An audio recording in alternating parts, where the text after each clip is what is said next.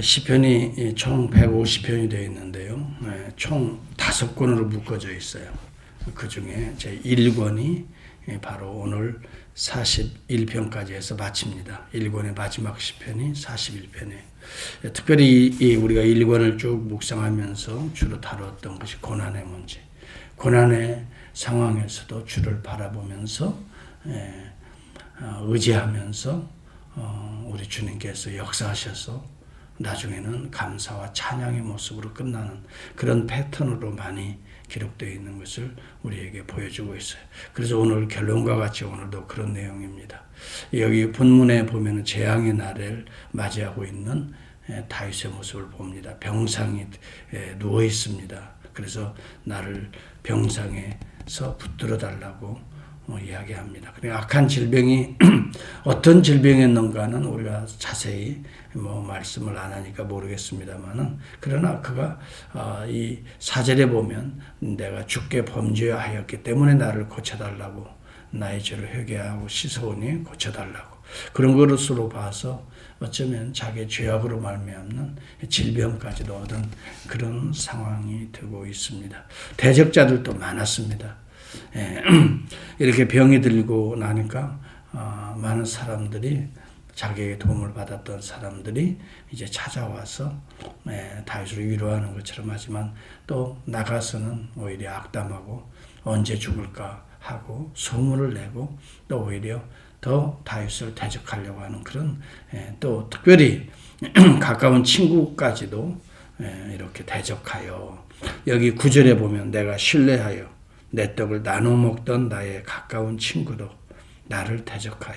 여러분, 자기의 떡을 나눠 먹었다는 것은 보통 가까운 게, 자기의 재산을 예를 들자면 나눌 수 있을 만큼의 가까운 친구예요. 그럼에도 불구하고 자신이 정말 그 도움에, 친구의 도움이 필요할 때는 등을 돌리고 그를 오히려 대적하는 일에 앞장서는, 사무엘하 15장에 보면 아이도벨을 상징하고 있는 내용입니다.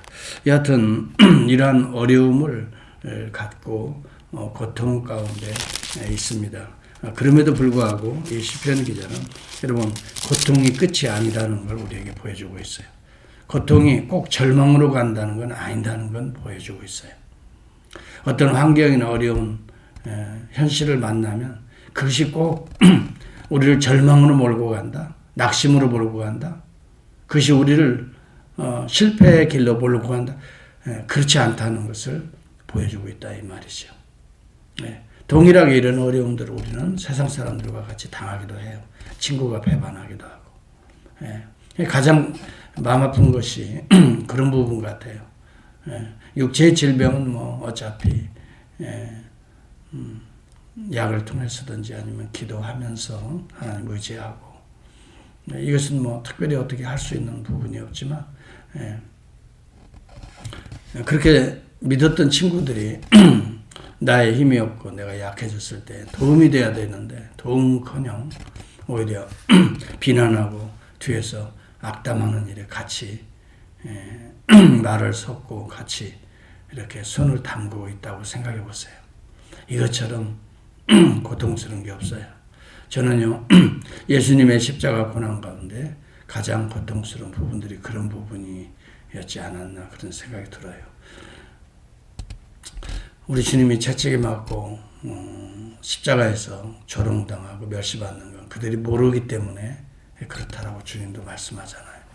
아버지, 저들을 용서해달라고. 저들은 자기 하는 일이 어떤 지금 악한 일을 하는지 모르고 하는 일입니다.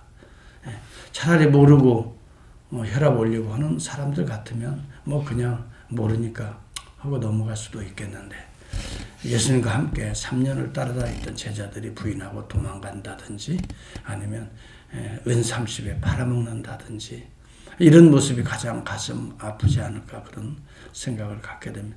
여하튼 오늘 본문에도 보면 바로 내 떡을 나눠 먹던 가까운 친구도 나를 대적했다고 하는 다윗의 이러한 치명적인 가슴에 상처를 주고 영혼을 흔드는 그러한 정말 고통스러운 장면이 우리 주님에게서도 이어지고 있기 때문에 이 본문이 바로 우리 주님에게 인용되고 있다는 거예요. 여러분, 그래서 여기 본문에 보면 다윗이 당하는 여러 가지 아픔과 고통과 절망의 상황, 특별히 배반당하고 뒤에서 수근거리고 조롱하는 이 모든 것들은 그리스도의 십자가의 고난을 예표하고 있는 메시아닉 타이폴로지다. 이렇게 우리는 신학자들은 또 해석을 하고 있습니다. 여하튼 이러한 고난 가운데에서도 여러분 절망은 아니라는 것은 우리 주님이 보여주셔요.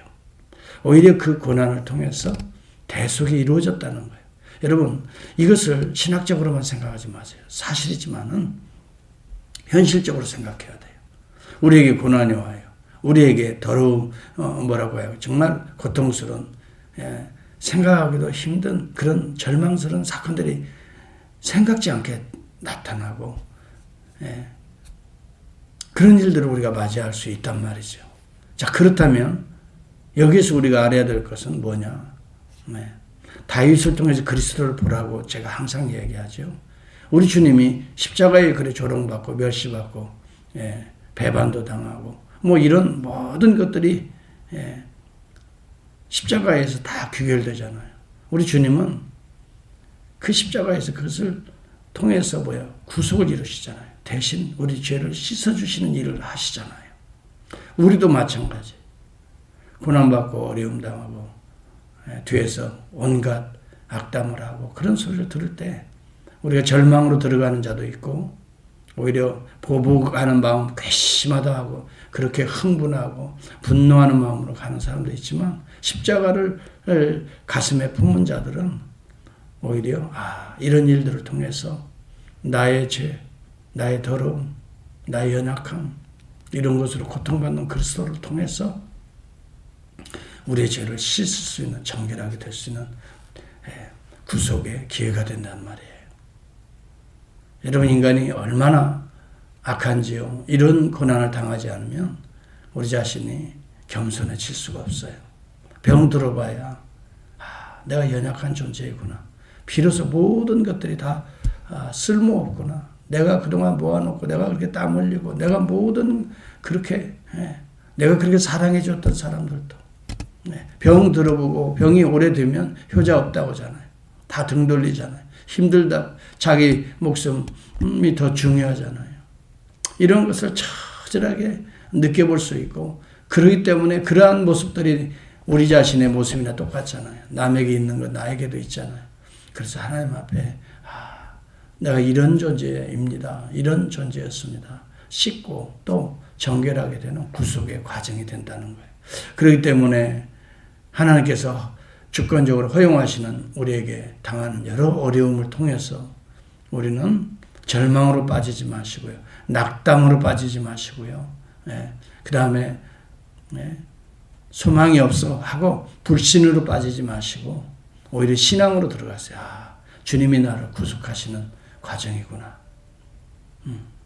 주님께서 나의 교만을 알게 하시고 나의 허세를 드러내시고 주님께서 나의 뼛속에 박혀져 있는 나의 죄악들을 다 끄집어내시는 기회구나. 내 삶이 이런 정도였구나 하는 것을 깊이 깨닫게 되고 우리의 심령의 구속이 비로소 이루어지는 거예요. 물론 주님 앞에 설 때 완전 구속이 이루어지겠지만 주님의 구속이 우리 안에서부터 지금도 이루어지는 것. 이것을 하나님의 나라라 그래요. 구속이 점점 확대되는 것, 하나님의 나라가 확대되는 거예요. 그렇기 때문에 긍휼히 여기는 자가 복이 있다 그래요.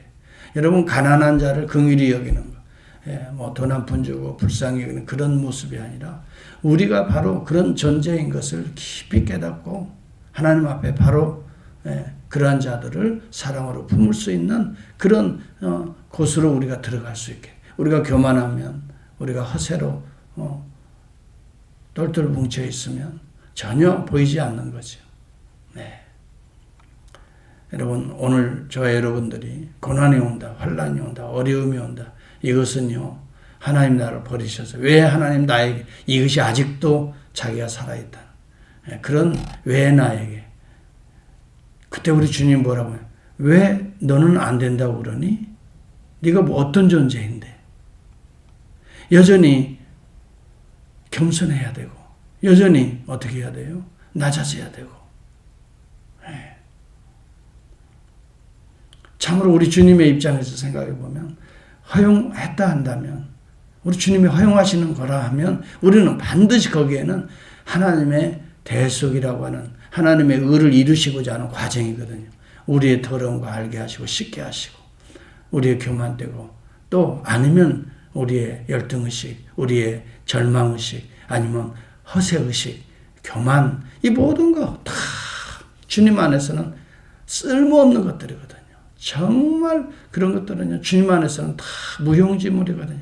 아무런 능력이 없어요, 그런 게. 우리 예수 안에서 최고입니다. 예수 안에서 정말 기쁩니다. 예수 안에서 능치 못함이 없어요. 예수 안에서 오르지 못할 산이 없어요. 예수 안에, 그 안에 모든 보배와 보아의 지혜의 보석과 보배가 다 그 안에 감춰져 있어요. 주님의 이름을 부르고 주님과 동행하고 주님의 말씀을 의지하고 주님의 십자가를 생각해 보면 그 속에 모든 게 다 담겨져 있어요. 우리에게 필요한 모든 게 그 속에 있단 말이죠.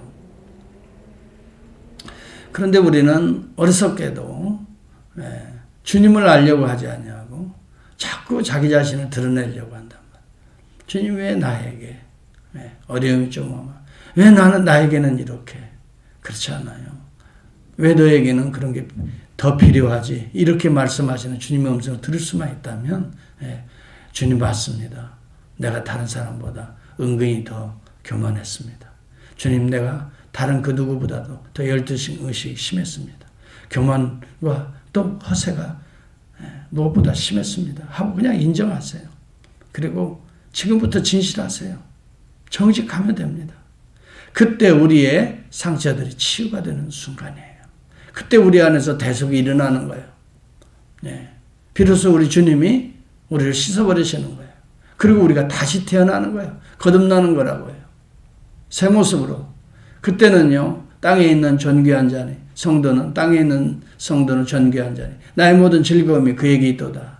구속이 일어나는 날, 참된 성도로 회복되는 날, 우리에게는 모든 하나님의 신령한 즐거움이 있어요. 세상에 뭐 없다 하더라도 낙심할 필요 하나도 없어요. 그게 다가 아니에요.